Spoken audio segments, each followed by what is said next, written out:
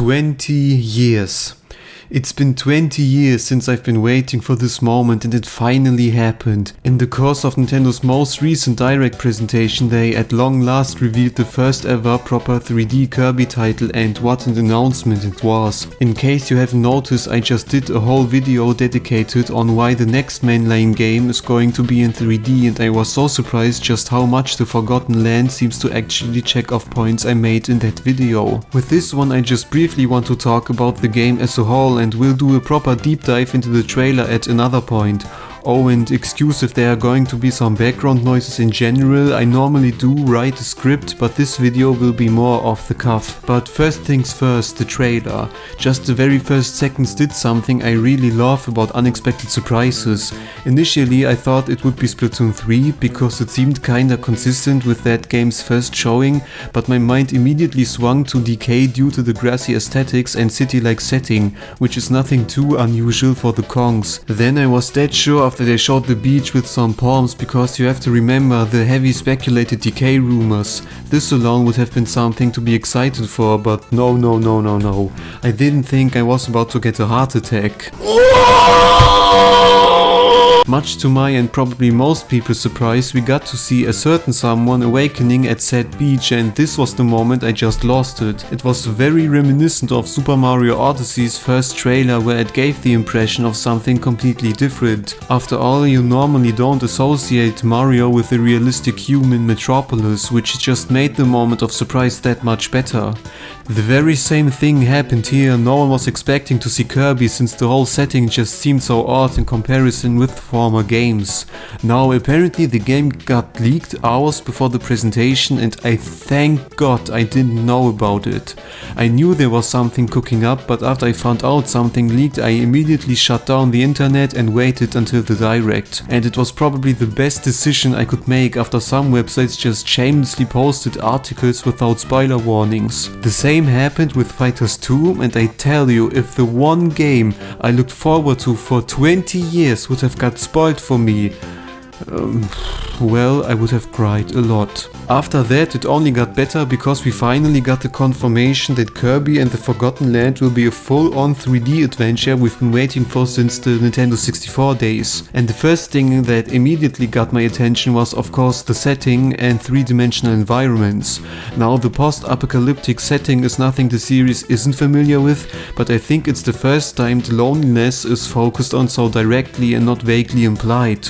I mean, the website actually states it's an abandoned world from a past civilization, so that seems to be pretty much the foundation for the main premise, and not something referred to in a boss title screen, for example. Again, this whole situation just reminded me heavily of Odyssey, because the visuals are something I haven't expected as well. Usually Kirby games have this hyper colorful art style to them and concentrate strongly on the cutesy aspect of characters and sometimes even whole surroundings. Forgotten Land on the other hand appears to strike a balance between this expressive, well-established direction and a more realistic tone, which ultimately accomplishes one target every 3D platformer should strive for: making the game world exciting. If you don't arouse interest in the player to explore every corner of your world, what's even the point to create one in the first place, right?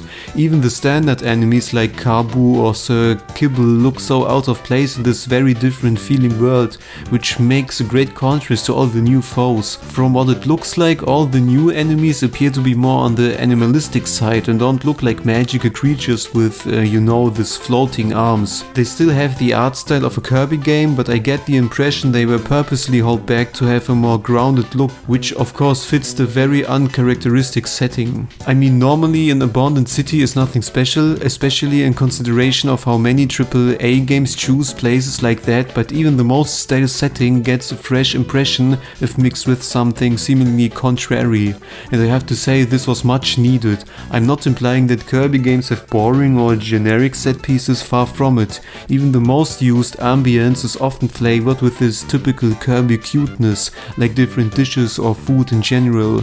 But this is truly something new for the franchise, and it accomplishes so much. I mean, it's even in the title, and going by what Kirby and most Nintendo games like Zelda or Mario in general do, the gimmick or main idea of the game is in the game's name. Kirby Return to Dreamland, the comeback of traditional Kirby gameplay, Planet Robobot, the whole robotic theme, Star Allies, all the partners, Fun Pack, a collection of entertaining short games, and now the Forgotten Land, but the difference is the simplicity. It's much like Breath of the Wild, where the main gimmick is the game world itself, so naming the Kirby game after its setting let me hope that exploration and unusual interesting set pieces will be the main focus. The main question everyone asks themselves is how open the game is going to be. The trailer was very sneaky and kinda hiding the scope of the world to the extent where we are even unsure if they're going to be linear levels or more open places like in Mario Odyssey or Sunshine. Although at first I thought the game takes a surprisingly open route, I think it will be mostly linear like 3D World, but the difference is how immersive everything seems. It's no magical blocks flying in the air, but instead a believable place with natural connections. Kirby 64 did kinda something similar and had no clear level goals and instead could end at any place in a course. For example, entering a cave at the end of one level and starting there in the beginning of the next one. Believable connections, just like I said. I can see the same thing happen here, and even though this might be disappointing for some people, there at least seems to be some kinda open places where the camera shifts and gives the world more depth instead of being static. One thing I had consistently throughout the trailer in mind is how the Forgotten Land gives the impression as if it's not the first 3D title in the series. Normally you would expect to see something more safe, something more akin to what is known, and therefore having the free space to explore this new dimension while still swimming in safe waters. But this is not the case at all, and that makes this whole thing more special.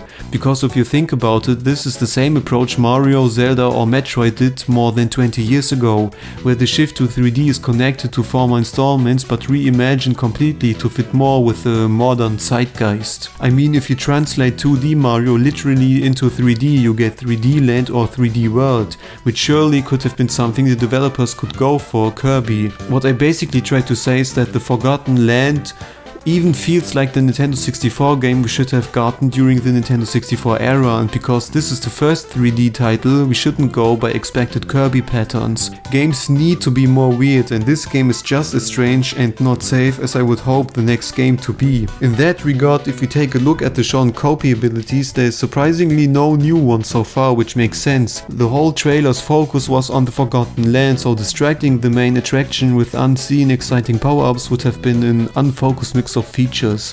It's the same with Odyssey, where the first trailer showed no indication of capture mechanic because all the worlds did take the spotlight. Speaking of capture and different abilities, it's finally time that Kirby shows Mario who came first and at least presented us classics like Sword, Fire or Ice Kirby in full 3D action. I admit they did look kinda standard, you know what is known from their 2D counterpart, but I'm more excited how they adapted them to the new environment. I mean, there's no confirmation there will be extended movesets and combos, but Needle was the first glance how older abilities can have a fresh coat. Rolling around with the spike ball is the kind of stuff I want to see more from older power-ups, and although this is basic Kirby stuff from over 20 years ago, it can feel completely different and interesting in 3D. The one clip where Kirby flew above the water to dodge the enemy just seems like the perfect place for the water ability, where Kirby could surf on the water and perform all kind of crazy stuff. Another aspect that needs to be thought of when going into the third dimension is how the character should control. Kirby usually don't have the wildest moves due to each ability having its own feeling, and therefore keeping the standard form rather limited to encourage players to copy abilities. But an exciting world is only as fun to traverse as the moveset of a character, which is why it's important to expand Kirby's acrobatic skills. We didn't get much, but there's already the confirmation of shielding, which isn't something I'm very fond of because it makes the game needlessly easy, but I wait to see how the move translates into 3D. More interesting is the new dodge roll, which might replace the usual smash-like dash into one direction. You could argue that it also simplifies enemy encounters, but first it looks way more cooler than before, and second it can add so much more dynamic during boss fights, because if you look closer you can see that flying appears to be very sluggish, so having the option to stylishly dodge around while fighting a huge boss is the kind of adaptation I was referring to. Speaking of boss, did you see the decay attacking Kirby? If there's one thing I really appreciate in the 2D platformers, then it's the boss fights. They got better and better during the years, and I always imagined how Kirby would show Mario what a proper action-packed battle would look like. If we assume the ape is is the first proper confrontation in the game. It's the first time after 10 years that Wispy Woods is not the first boss. Someone must have been very brave in the team to propose this revolutionary change. Joking aside, I had never something against Wispy being the first boss. In fact, I always looked forward to see what creative way they found to create another new fight against the tree, so I hope he will ultimately be in the game. And this is something you have to be aware of. Everything that is considered standard or stale in the 2D platformers can be something completely different in this game.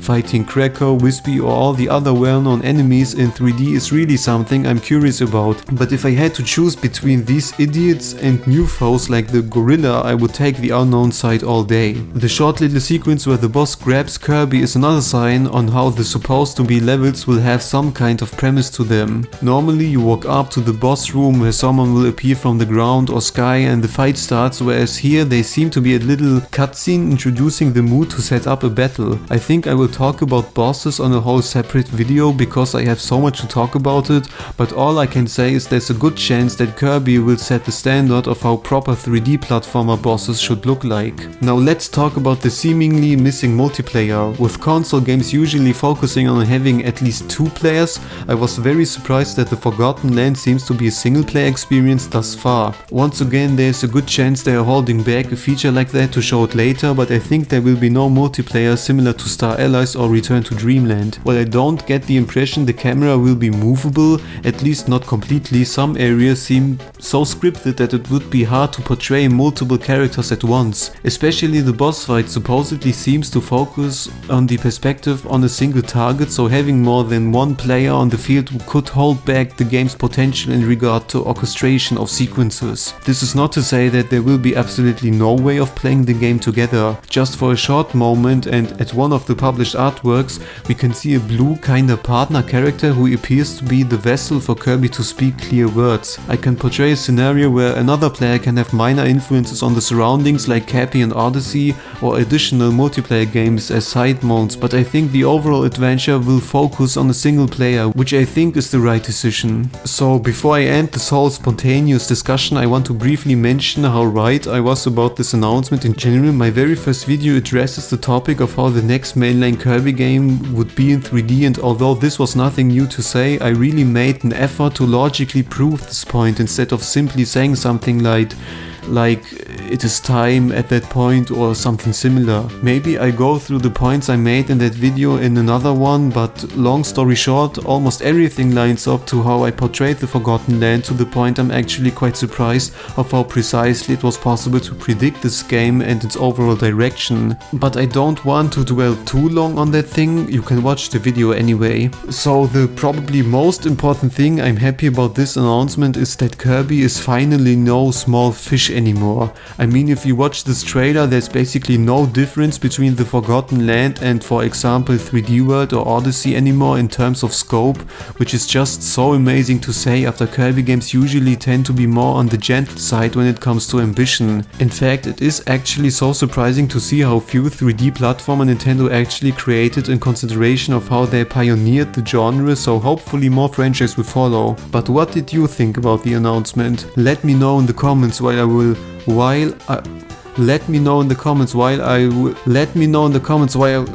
this is so hard to say. Let me know in the comments while I will work on endless The Forgotten Land videos until the game finally releases. The wait will be hard.